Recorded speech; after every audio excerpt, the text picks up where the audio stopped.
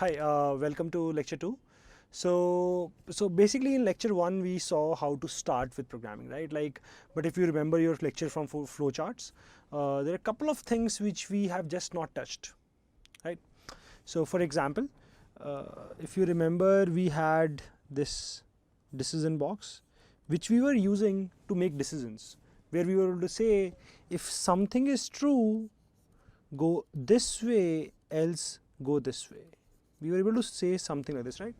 So far whatever we have seen, we are able to do sequential work. We are not able to say that if this is true, go in this direction, otherwise go in some other direction, right? Another thing that we have not done so far is we don't have any way of repeatedly doing some work.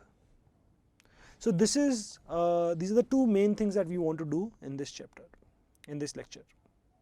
So we want to go through how we will manage if else, and how we will have a way to repeatedly do something till we are not done. Okay, great. So let's get started with if else. So the whole point of this video is that we should be able to do something like this, that if a condition is true, then we want to do some work, else we want to do something else. So we want this block of code to be executed on basis of whether something is true or not. And if this is not executed, we want the other part to be executed. Okay, let's see how we will do that in Java. So first of all, let's create another project. I'm going to create a new project. Let's call it Java project. Lecture 2. Okay.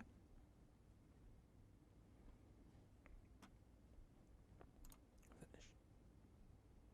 So now within lecture 2, what you want is so we have two options. One option is that we have this empty project called lecture 2. Now in the last lecture what we did is we put all our files inside the src folder here. Now we have another option. What we can do is we can actually create subfolders. So for example, in this lecture we want to learn few things related to if else, some things related to while, repeatedly doing something. So we will make two subfolders and put all code related to if else in the first one, all code related to while in the second one. So that way we will be able to manage our data better, manage our code much better. Okay, so let's see how we can do that in Eclipse. So what we want to do is we don't want all our code to go inside src. So to make a subfolder, what you can do is you can actually create a new package. Okay, so for example, the first package we are going to call is if else. So all our code related to if else will go here. Okay, so let's call it if underscore else. That's just the nomenclature that generally everybody uses. Finish. So the first code that I want to write is a very simple program which checks whether a number, it's take a number from the user and it checks whether the number is odd or even. Very simple program. If the number is even, it's going to print even. If it's odd, it's going to print odd. Okay, so let's call our file even odd. Okay, let's include the main and let's finish. Great. So first of all, let's take the user input.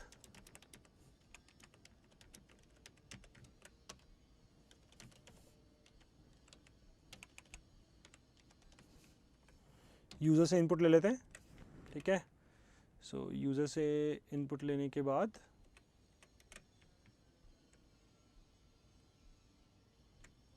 कर ली मेरे इतने भी query.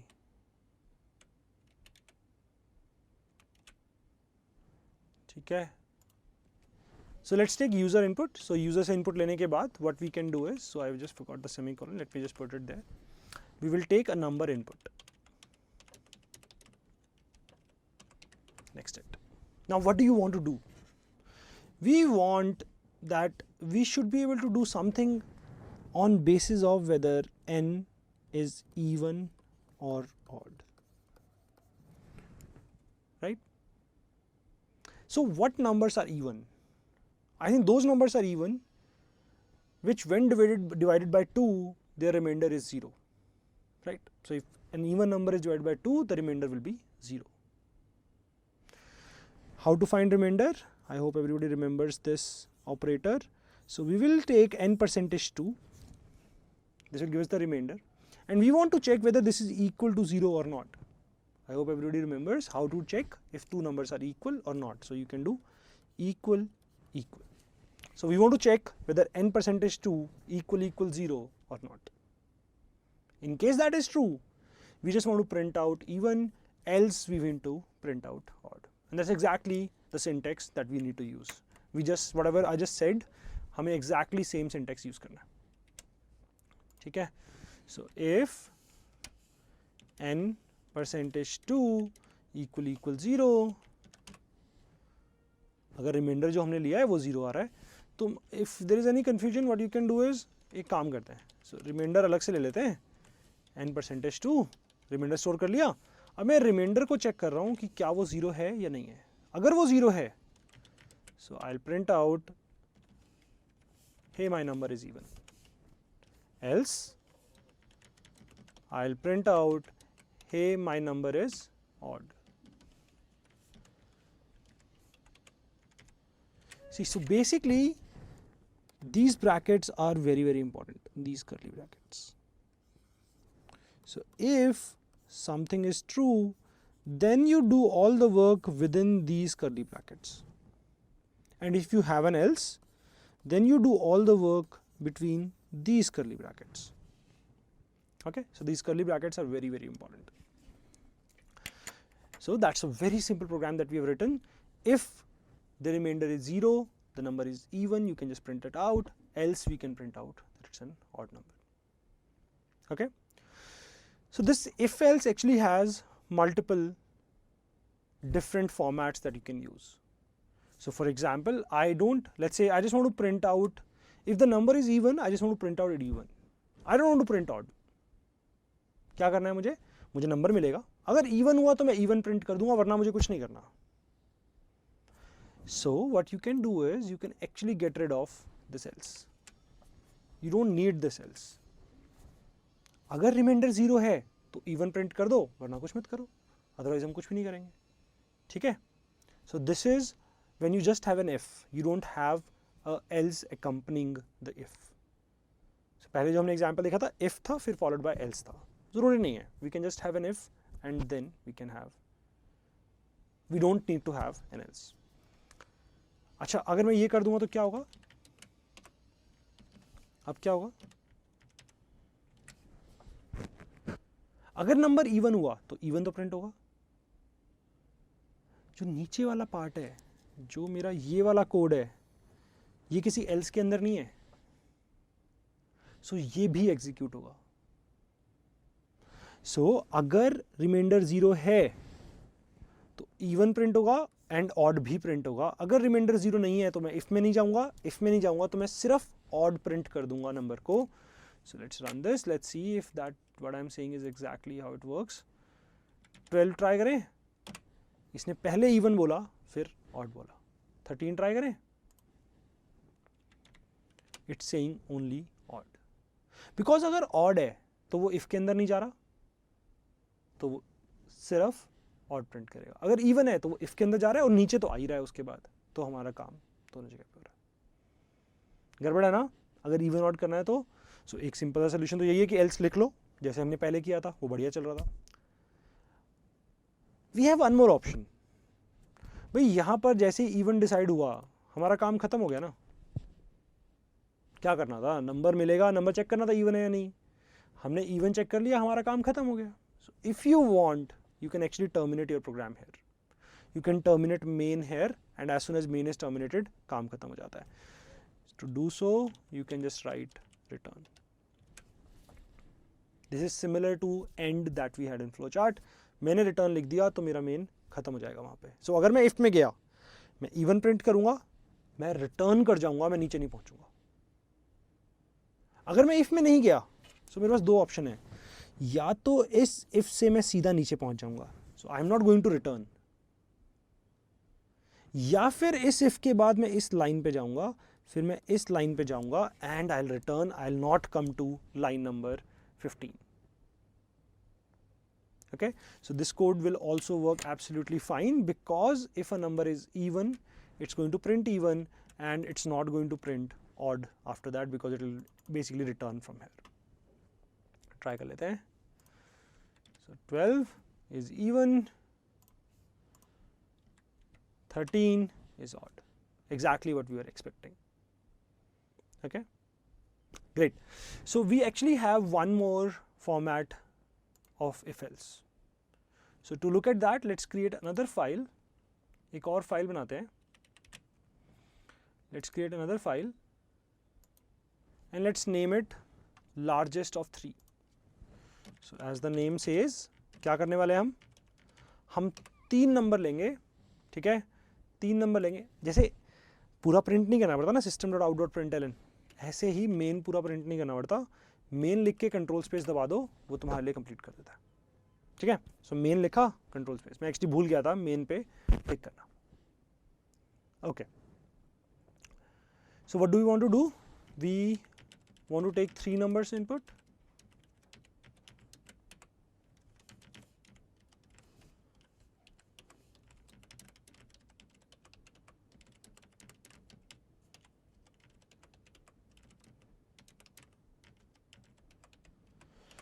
तीन number ले लिए. अब क्या करना है मुझे? अगर a दोनों से बड़ा है तो मुझे a प्रिंट करना है, अगर b दोनों से बड़ा है तो मुझे b प्रिंट करना है, अगर c दोनों से बड़ा है तो मुझे c प्रिंट करना है. So one way to think about this is, let's check for a.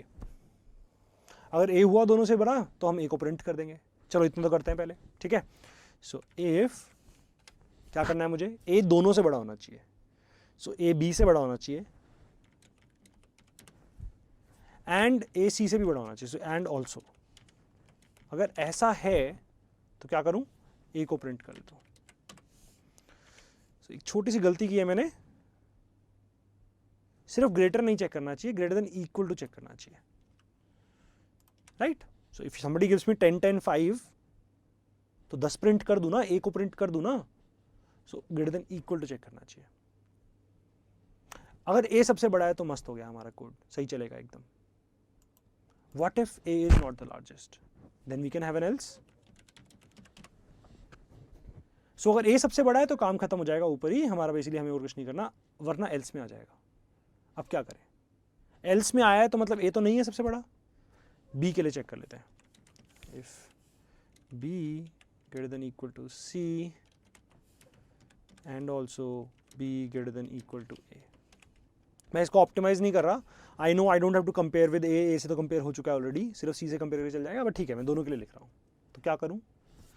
I can just write B. इसका क्या मतलब हुआ? सुनो ध्यान से. सो अगर ए लार्जेस्ट है तो हम ए को प्रिंट कर देते हैं. अगर ए लार्जेस्ट नहीं है तो हम बी के लिए चेक कर रहे हैं. अगर ए लार्जेस्ट नहीं है तो ही बी के लिए चेक कर रहे हैं. अगर बी भी लार्जेस्ट नहीं है तो क्या करें? इसके साथ एक और एल्स लगा देते हैं. इस एल्स में मैं कब आऊँगा? मैं इस एल्स में तब आता हूँ अगर ये कंडीशन फॉल्स हो जाए तो मैं एल्स में आता हूँ. फिर ये कंडीशन भी फॉल्स हो जाए तो मैं नीचे दूसरे एल्स में आता हूँ. So in this case I can very easily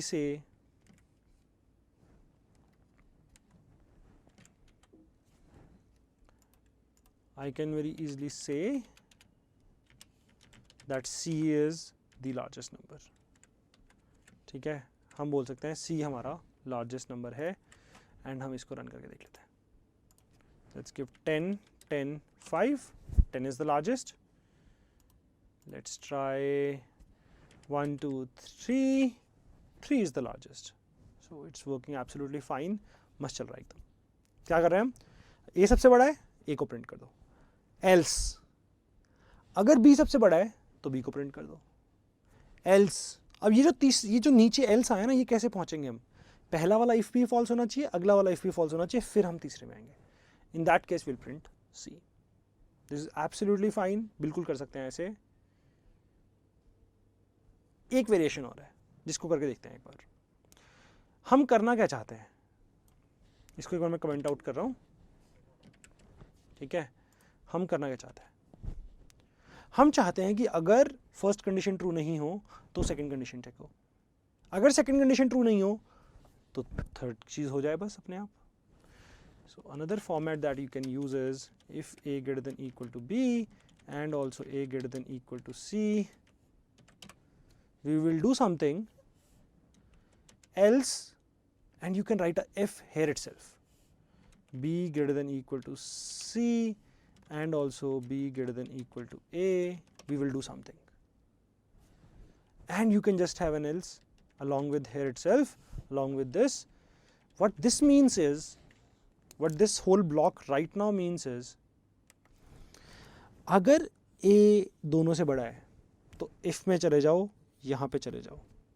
in case that is not true, in case a सबसे बड़ा नहीं है तो सेकंड कंडीशन चेक करो, वरना सेकंड कंडीशन चेक ही नहीं होगी। सेकंड कंडीशन कब है? Else. If this condition is true, do this work, if this is not true, else ये करो, ठीक है। सो सेकंड कंडीशन तभी चेक होगी अगर पहली कंडीशन हमारी फॉल्स हो चुकी है, ठीक है। सो यहां पर हम बस अपना कोड लिख सकते हैं, ए, इस केस में हम बी लिख देंगे एंड इस केस में हम अपना सी लिख देंगे, ठीक है। इस केस में हम अपना सी लिख देंगे। So it's going to work exactly the way you think it's going to work. So अगर मैं 10 10 5 देता हूँ, ठीक है, एग्जाम्पल देखते हैं। So let's say I give 10, 10, 5। 10 10 से बड़ा या बराबर है? बराबर है, बिल्कुल है, तो ट्रू हो जाएगा। 10 5 से बड़ा है, सही हो जाएगा, तो 10 प्रिंट हो जाएगा। अब अगर तुम यहां पे देखोगे ये कंडीशन भी ट्रू है। कौन सी वाली कंडीशन? ये वाली कंडीशन बीच में। 10 5 से बड़ा है एंड 10 10 से बराबर है, बट ये कंडीशन चेक ही नहीं होगी। ये कंडीशन तभी चेक होगी अगर ये कंडीशन फॉल्स हुई होती तो, पर ये हमारी कंडीशन तो फॉल्स हुई नहीं, ये तो हमारी कंडीशन ट्रू हो गई। अगर ये ऊपर वाली कंडीशन फॉल्स हुई होती तभी नीचे वाली कंडीशन चेक होगी, वरना नहीं चेक होगी। So when you give this, A will get printed, B और सी प्रिंट नहीं होंगे। प्रूफ चाहिए तो ठीक है, एक बार छोटा सा टेस्ट कर लेते हैं। So let's just say that printing A, ठीक है, ए लिख देते हैं।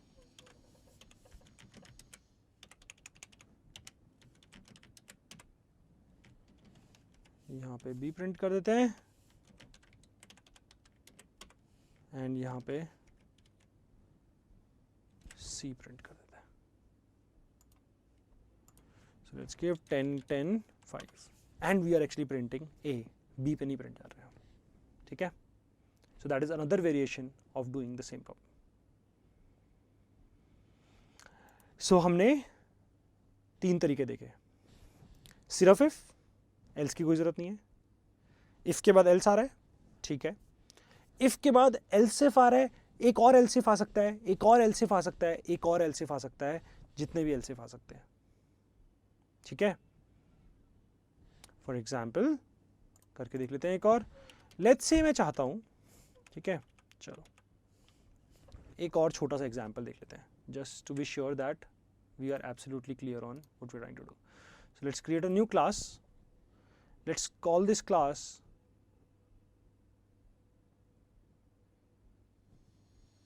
int2string, ठीक है, let's call this class int2string।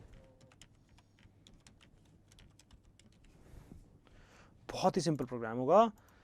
इसको अगर मैं 1 दूंगा तो ये 1 वर्ड प्रिंट कर देगा। सो अगर मैं इसको इनपुट में ये दूंगा तो ये प्रिंट करेगा। अगर मैं इसको इनपुट में 2 दूंगा तो ये प्रिंट करेगा, 3 दूंगा तो ये 3 प्रिंट करेगा, वरना ये कुछ प्रिंट नहीं करेगा, ठीक है। इन तीनों केस में इसको काम करना चाहिए, ओके, ठीक है। सबसे पहले तो वही हमारा स्टैंडर्ड काम, क्या स्कैनर ले लेते हैं, नंबर ले लेते हैं, स्कैनर हो गया, नंबर हो गया. If a is equal to 1, we will print 1. Now if a is not 1, then you want to check if a is 2. So else if a is 2, we will print 2. क्या हम ये कर दें अब? भाई 1 भी नहीं होगा, 2 भी नहीं हुआ तो 3 कर देते. नहीं, that's not the right way to do it. अगर मैंने तुम्हें इनपुट में 4 दे दिया तो क्या बोला था मैंने? 1 दूंगा तो 1 प्रिंट करना है, 2 होगा तो 2 प्रिंट करेंगे, 3 होगा तो 3 प्रिंट करेंगे, 4 दे दिया तो कुछ नहीं करना. सो इस केस में मुझे एल्स नहीं चाहिए, मुझे ये भी एल्स इफ चाहिए, a = 3. ये भी मुझे यही चाहिए. सो क्या होगा अगर मैंने a = 4 दिया तो क्या होगा? अगर तुमने a = 4 दिया, ये भी ट्रू नहीं है, ये भी ट्रू नहीं है, ये भी ट्रू नहीं है, कहीं पे भी नहीं जाएगा, सीधा नीचे पहुंच जाएगा और प्रोग्राम खत्म हो जाएगा. ठीक है, रन करके देख लेते हैं. So let's give 4 and the program is done. We didn't print anything. Let's try for 2 and program prints 2. देखो सेम चीज करने के बहुत सारे तरीके होते हैं. अभी मैंने तुमको ऐसे करके दिखाया है, इसके और तरीके क्या हो सकते हैं? इसके और बहुत सारे तरीके हो सकते हैं. एक बड़ा सिंपल सा तरीका ये है कि यार एक काम करते हैं, let me just comment this out so that you guys have some reference. एक और काम ये कर सकते हैं, if a is 1 print out 1, if a is 2 print out 2, if a is 3 print out 3. This is exactly the same code. कुछ खास फर्क नहीं पड़ा इसके अंदर. क्या कर रहे हैं हम? a अगर 1 है तो 1 प्रिंट करते हैं, फिर हम चेक करते हैं क्या 2 है. यार अगर 1 था, 1 प्रिंट हो गया है तो 2 तो नहीं है ना, तो इफ में जाएगा नहीं. सो बेसिकली एक ही चीज़ प्रिंट होगी. अगर तुमने a को 4 दे दिया तो कुछ भी प्रिंट नहीं होगा. सो सेम एग्जैक्टली तरीके से वर्क करेगा, सेम आउटपुट आएगा यहाँ पर भी. Okay, great. So practice a lot on if else. Different तरीके से प्रैक्टिस करो इसको. In the next video will start something called while loops. ठीक है, बहुत ही सही चीज़ है वो भी. Hopefully you enjoy doing if else. Please practice कर लीजिए. Thank you.